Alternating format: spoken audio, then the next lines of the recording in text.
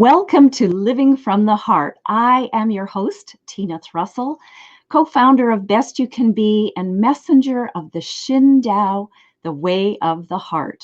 The way of the heart is living with love, kindness, and compassion for yourself first, so that you can give to the world from that overflow.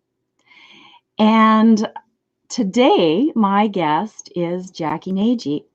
And Jacquie, I met several years ago at a live event, and there was just a connection that happened. We could tell that we were coming from that same heart-based place in our lives. And then we didn't speak for several years. And then through the wonders of the internet, we were reconnected again fairly recently. And I invited Jacquie to be here on the show. She is a woman who is passionate about what NLP has done for herself in her life and sharing that with others. And this show is all about people who live with purpose and passion. And so without further ado, I will simply bring Jacquie onto the show. Hello, Tina, and hello everyone watching. So welcome. We're so delighted that you made some time to be on the show here today. Well, it's my absolute pleasure. Oh my gosh. I just love what you're doing, Tina, and sharing, your wisdom and the wisdom of so many other people. What a gift. What a gift. Thank you so much. Thank you. And really, there has been incredible wisdom. This is our 31st episode. So I've had 30 people sharing their incredible hearts, and it has been quite an amazing journey creating this Living from the Heart show. So I'd like to jump in because we have such a short time and it goes so fast. Yeah. I want to ask you, how is it that NLP came into your life and why? What was the impetus to introduce this technique? What a great question. It takes me back a number of years.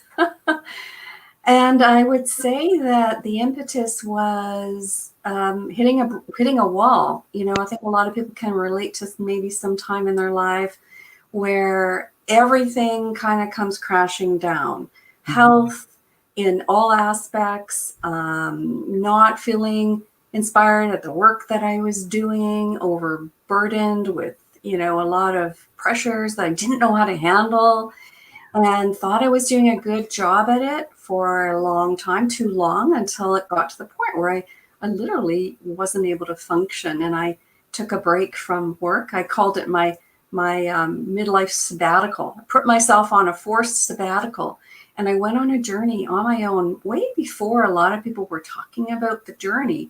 And I think I'm not alone either. I think, the words we use to describe this process we go through in a burnout stage. And many people are experiencing that now, maybe for their first time. So I can so relate. Mm-hmm. And it took me a couple of years just because my own experience. I needed some really deep healing on all levels. And then I kind of woke up and I said to myself, what do I want to do now that I have the world's my oyster in front of me? And I remembered an NLP, neuro-linguistic programming is what NLP stands for, training that I had attended. It was a half-day training in England.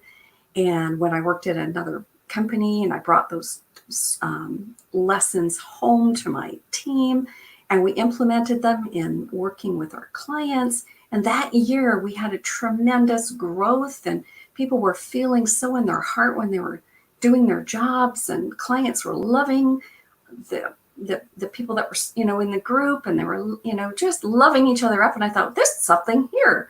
So I went back and I explored NLP when I had this opportunity, and I thought, this is it. This is what I want to do. I had always had a dream from a little girl to be a teacher.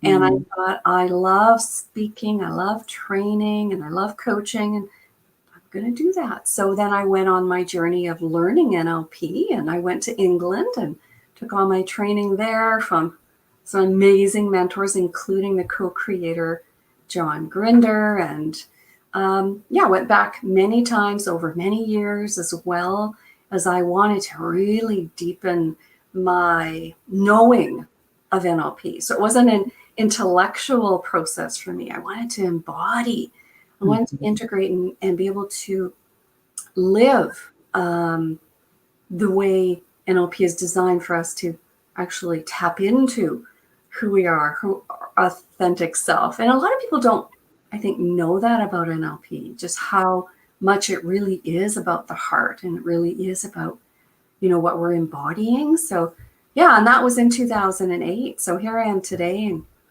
celebrating many years, and loving what I do, and meeting so many wonderful people like yourself has inspired me over the years, as well, because there's so many fields out there that are, really, really powerful. So you're right. Most people don't know, and myself, I don't think I understood how heart-based NLP is because of my experience. I'd been involved in some personal development seminars, workshops, where the presenters were known to have studied NLP, and really it was sort of viewed as a crowd manipulation technique, that when you knew these techniques, you could make people do whatever and buy whatever. And it kind of gave a little bit of a bad rap to NLP. So tell us more about how it's not just that intellectual head game of manipulating people, and how it really is a heart-based practice. Absolutely. Oh my gosh. I'm so glad you brought up that point, Tina, as it was, I still hear people today commenting along those lines, that they've had that kind of exposure to NLP. And I think people's intentions maybe are perhaps aligned, maybe not, but certainly the delivery of NLP in North America that I've experienced has that slant to it. So when someone encounters that experience before they come to me, what I say to them is, that's the way of the world. So what I find so empowering is that I'm going to teach you what they are doing, so that if that ever happens in a situation, you're aware of it. You can become more aware, and you can become more ecological in your approaches, and learn what not to do, with a tool that is so powerful. So I find that the training that I've taken, I guess, whatever it was that my intuition drew me to go to England to take all of my training is from the NLP Academy in England, I think was that I felt the heart-centered approach was part of who they are. And so that is how I have developed my business, based on that. And it is a unique approach that I find people are really, really, they're attracted to it. They're also, it's now named, I think, as well as many people in our field, that this ability to be able to tap into our hearts, the language of even love, the language of operating through lives, through our heart senses, wasn't even language that was used. True. When we started our businesses. And so, I think a lot of people were kind of dancing around the language, and now we can be fully authentic. And so I love where the transformational field is right now. Yeah. Allow people full expression. It's so beautiful. That's amazing. And what's amazing to me is because NLP is offered all over North America, right? You can take training everywhere, and yet your heart called you to go to the UK and do the training there with the founder himself, so that you're getting it right from the horse's mouth, the true intent, the true purpose. And that is a sign of living from the heart right there. The fact that you listened to that call and did what felt right. We did. It was going against the grain. And I really support that approach with my clients, and I think what I mean when we tap into our heart and listen through the processes that we teach of how to listen, how to we connect, communicate. How do we communicate with what our heart is saying to us, right? Then we can make decisions that are more ecological, more empowering. So ecological meaning they're good for our well-being and the people in our lives that are important to us, our families, our friends, our communities, our clients, so that we have a better, we're making better choices that will be more long lasting. And I think that's really important as there are so many choices available right now. Oh my gosh, yeah. Yeah. Yeah. To be able to, that's really important. You said to be able to make choices that serve you well, yet also serve those around you. Those are ultimately the best choices, right? I think we do have to do what's best for ourselves and true to our own nature. And to stay straight between what is just a wanting in the head and a true desire of the heart is an indicator that it's not harming anybody else around us. It's not causing, what am I saying? I can't say discomfort, because some people will be very uncomfortable with people stepping into their authentic selves when it's different from who they've been all along. But when it's not intentionally hurting anyone, or, you know what I'm saying? Yes. Oh, the universe is designed that, yes, that doing what's good for us is our number one job. Becoming our whole self, becoming the best we can be, I believe is our number one role on this planet.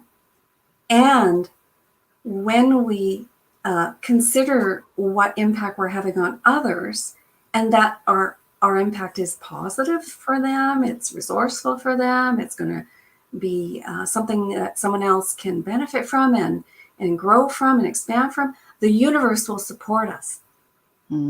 So, and when we're not, it won't. And what will happen is the person in our position, say, that is doing something that's not ecological, that's not good for others, we will self-sabotage.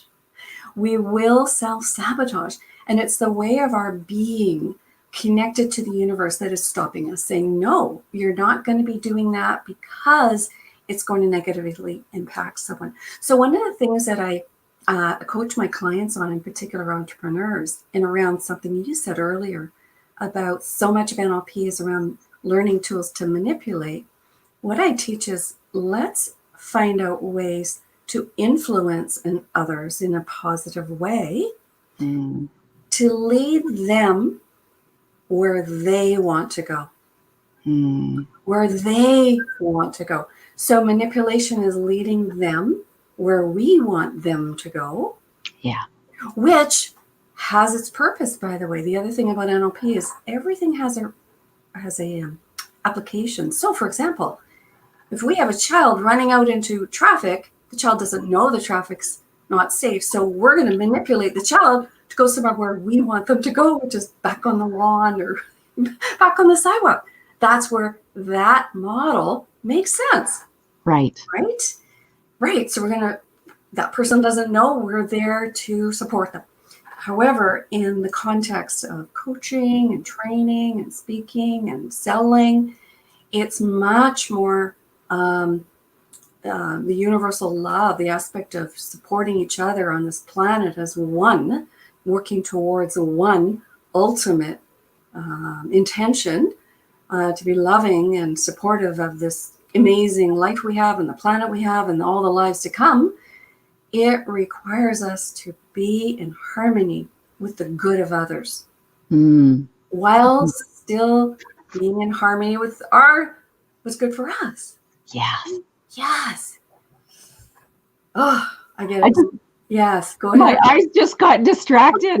Neil is on saying, "Oh, love you both." Oh, hey, Neil. Hi, Neil. Oh, my gosh. I remember meeting you too at an amazing mastermind. We were together in a big home, And Neil and you and Neil were guiding us on an amazing experience of connecting. Yeah. On a really deep level. We were outside. It was a little chilly, if you remember. And Yeah. and the intention, and this is what I think you and your listeners all understand, and that we can have a knowing of another person's intention. We have a deep understanding as human beings to be able to connect with someone's intention and know when someone's intention is in our best interest and the interest of the community. And this is another tool, another technique, I guess you could call it. Doesn't matter what word we use, a practice that I like to teach my clients so that they can be more aligned with people. They can attract people into their lives that are similarly intentioned. When we open ourselves up, and that's another factor of the importance of what's happening right now, is our caregivers and our nurses and doctors and all the people in the healthcare system are opening themselves up. And it also puts us in a position of being vulnerable. So we need to also have a process to protect ourselves as best we can, so that we have the ability to listen to our bodies when our bodies, simple things like when we're in the company of a lot of stress, a lot of, in the healthcare system, a lot of people are not well, that our bodies are going to signal us to perhaps, check that you have, hydrated yourself, check, have you eaten lately, check that you are rested, go here versus go there, guide your body in the way that will best protect you under all circumstances. So all these guidance signals are coming from, and I think you mentioned it earlier, below our chin. I like to say below our chin. So a lot of these intuitive, authentic signals that guide us through the life we have are coming from a much deeper place. And it's about learning how to pause long enough to pick up on these signals. And one of the things that I teach my clients is when things are going well, when you're in, when you're in harmony, when you're walking in nature, when you're in a blissful state, for example, and whatever it is, maybe feeling super confident and loving what you're doing, stop and notice it. Stop and notice it. And this is the set point that we're seeking. So it gives us a contrast so that when we're under stress, we're under pressure, we're not going to be feeling those feelings that we have when we're in an ideal state. And we have a contrast to go, wait a minute, I'm feeling something here different than the ideal state I wish to have. And that gives us an opportunity to enter into kind of a space, an intuitive space to self-witness, to observe self. What's happening right now, right? What's going on for me that I'm feeling the way I'm feeling? It's a signal. It's a signal that's coming from. It's the wisdom from within that's giving us this signal. So my body lights up. My body gets so tingly when I get an opportunity to share these tools. And I think, a lot of my clients say, Jacquie, why are we not teaching children in school these skills? Yeah. From the families, moms, dads, so they can teach their infants, their toddlers, to listen to their intuition. Oh my gosh. We're heading in that direction though, Tina, don't you feel? Yes, more and more. There was a time when intuition and gut feelings were like totally poo-pooed, like people looked at you like, what? But people talk about it all the time. It's like commonplace conversation, even amongst people who are not necessarily on a spiritual path or on any kind of personal development path. They were at least accepting of the idea of a gut reaction, which of course is really intuition. So we'll be able to the first step is acceptance, right? Acknowledgement, acceptance. And then from there, it will be able to be education and training and teaching children. Yeah, that's what's going to change the world. It is. It really, really is. And the nice thing now is there is so much research now with the latest technology and say what the last maybe 15 years of brain imaging equipment and technology, and that we now know that there are signals coming from the gut to the brain, from the heart to the brain. Yes. You know, so for the intellects, people that are living in a world of, you know, intellect because of their professions and because of their upbringing, whatever, that we have that scientific, I don't want to necessarily say evidence. However, you know, there is this body of scientific research that is supporting what, oh my gosh, I mean, to the beginning of time, humans have had this ability, this instinct. And it was the bringing on of language and the whole error that Descartes made that, you know, we got into our heads, which we still need to get into our heads. It's just, as you know, it's about the alignment of the brain with the body, with the intuition, working together in tandem, working just like, you know, tango dancers, right? So they're operating together as one in synchronization, and one, it gets to like a jazz session. No one really knows who's leading and who's following, as long as we're working towards the outcomes and the intentions that we're wanting that are holistic. So we're in that space now, Tina, and I know for many people it's a very challenging time because of their careers and the roles they play, either professionally or in their families. And so my heart goes out to them. I'm in a different space, and I think all of us and all of your followers, many of your followers and many more to come from these kind of talks you're doing, are going to find a way to step into this space of exploring who they are, and, you know, finding these tools, these practices to support them to get more deeply connected with themselves, and finding ways for them to step into a higher place of passion, where they feel the passion for doing the work that they do. I believe firmly that everyone, I believe it. I believe, and I say this to my clients all the time, people are stronger than they think they are. They're smarter than they think they are. I like to add it, they're sexier than they think they are. You know, more beautiful, if you will, than they think they are. And when we open up that possibility of what is there within us that we haven't yet either tapped into or mastered and forgotten, because we're busy, we're doing things. And when we have that time to settle back in, explore oneself, and really get to know who we are, and then we can blossom, you know, and move forward and make a positive difference in the world. And we're in that space now. Would you agree? Yes, I would. We're definitely in that space where more people are looking at taking this time to go a little bit more within. And, you know, I just did another sound wellness training a few weekends ago, and we were looking at more of that research that you're talking about, medical and scientific research. There are actually more, oh dear, now I can't remember, is it neuropeptides? There are more neurotransmitters in the heart than in the brain. More of them. So it means that the heart is actually sending more signals to the brain than the brain to the heart, as you indicated earlier.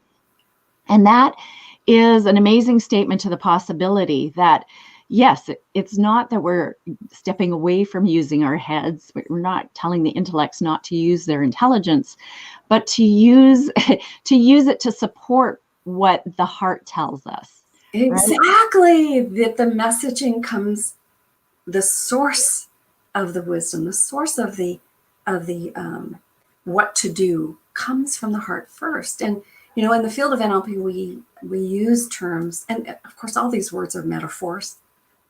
for, to identify, what's going on. So we use the term unconscious and conscious, and we talk about how the unconscious is really deciding what we're going to do before. And there has been some incredible research. It's now in the second decade on this fact that there's a half-second gap that science cannot pick up using technology, that the unconscious is making the decisions before the conscious choice has been made. So this is an important piece to this. And when you speak about the heart and the sound that you're doing, the sound wellness, what is the field again, Tina, that you're working in now? I'm aware of it. Yep. So sound wellness is a Sound new wellness. modality. Yes. And I read an article that sound goes directly to the prefrontal cortex, which is our reasoning system, which is our computer system and our decision-making system, and so it really bypasses, and then it goes to the limbic, I believe. Now, I'm not a scientist, but that was astounding when I read the power of sound and music. Oh my gosh, it like you say, fires up parts of the brain that we're seeking. I don't know the language right now. the positive, hormonal release of hormones, and music does that, and sound without the words in particular. That's what I love sound wellness. It's the vibration of the sounds, right? Yes, absolutely. Absolutely. I'd love to have that experience here in Winnipeg. Oh, yeah. It's going to happen. Oh, no. Yeah. Wow. So when you were speaking earlier about that, I want to point this out because sometimes our little gems that we're offering people can be subtle. And if we don't bring it back and point it out, people can miss it. Yeah. So one of the wonderful tools that you offered people to build your confidence is to really notice those moments when you feel a little more confident and notice what it feels like. Yeah. And be able to come back to that memory when you notice that you're not feeling that way. Yeah. And my guess is to pay attention to the thinking that's associated, because it's often the thoughts that will generate this feeling of, oh, I'm not good enough, I can't do this, right? It's a feed-forward feedback loop. So depending on the situation and the context we're in, sometimes the trigger happens in the body and goes to the mind. It goes to the language and triggers the negative language, if you want to use the word negative, but say unresourceful language. Mm-hmm. And other times it's the pattern of excessive thinking in an unresourceful way that triggers the feeling, you see. So it can be both ways. There's not just one way. Okay. As when the body is speaking to us, when the body is under pressure, when we aren't feeding our body with good nutrition, when we're not sleeping well, when we're not hydrating well, when we sense a threat, which could be a real threat, then that will activate the language, you see. So that's how it could be in that rotation. But you're right. Noticing in this case, then, what am I thinking? Oh my gosh, what did I just say to myself? So I want to give a really, really quick 3-step process, very, very quickly, if I could. Absolutely. So before this begins, again, take those moments when you are in a really blissful, if you will, positive, resourceful state, and anchor them in. So we teach anchoring, and anchoring is pretty common now. People know how to do that. So physically anchor in, embody it, ground it, center it, feel it in your body, and stay with it for about 15 seconds to really anchor it in. And the more you do that, the stronger the anchor that'll be. So now you have that anchored. Okay. So now, as you're going about your daily life, your body is going to give you signals that, like you said in a few minutes ago, this is not what I want to be feeling. My heart is racing. I'm getting indigestion. I'm feeling pain in my head because there could be a headache coming on. Oh, I'm feeling something. Stop. Right? Pause. So that's the first step. Notice the feeling. Stop. Pause. And we can do this with a few seconds. So it doesn't have to be a long period of time. because we're very busy people, then that gives us the choice point. So now we have space. And in this space where we pause, if we do a little body shift, we then enter into the ability to self-witness. And everyone can do this. Many of the listeners I know, because you're in the field, you know exactly what I mean. There's different language around how to do this, how to kind of see oneself, notice oneself. What am I feeling? What am I saying to myself? And take that moment to sort of edit what's happening. And then enter into a neutral state, if you will, or a curious state, or a state that is resourceful. Now, it could be that in that moment, entering into a state of retreat or into a state of protection is the most resourceful thing. So whatever it is that's the most resourceful in the moment is where you want to enter into. And then it's around, okay, what is the lesson here? Is it time for me to explore the lesson? That's another quick question. This is the third step. Because sometimes we don't have the luxury of time to sit down and journal what's happening. And, so set time aside in the evening or in the next morning. I'm going to go back to that incident. And what was the lesson I could learn there? And more important, because we're busy lives, we want to get on with it. We say, what's important now? So now that I've noticed something's happening, I've stepped away, I've taken that pause, had that little body shift, witnessed myself, what's going on, what do I really want to be feeling and doing in this moment and thinking, okay. And, through practice, we have many choices and options. I want to be feeling loving. I want to feel into my heart. I want to be saying positive things to myself and to others in this precise moment. How long did that take? 10 seconds. Mm-hmm. And then it's about, okay, what's important now? What's the next thing that I can do right now? And this is back to writing my book, back to coaching my client, back to my child who needs my attention, back to my partner who is looking at me going, are you there? Hello, I want to have a conversation with you. Or back to the person in the lineup at the grocery store who you can just smile to. So whatever the circumstance is, back to living the person that you want to be, the best person. So those are the 3 steps. Very simple. And I'd be happy to you can jot those down in a post and add it to this if it's helpful. Beautiful. Yes, that would be great. Yeah. That would be great. Well, yeah, look at that. See, I said our half hour would go fast. I could speak with you and I want to learn so much more about your community and connecting with just the beautiful work that you are doing, Tina. And I'm so looking forward to, lifelong connection with you. Oh, absolutely. I everything happens for a reason. We had that gap of I don't know how many years where we weren't communicating, and that was purposeful. It was needing to be in a new space so that we can connect even more deeply when we did come back together.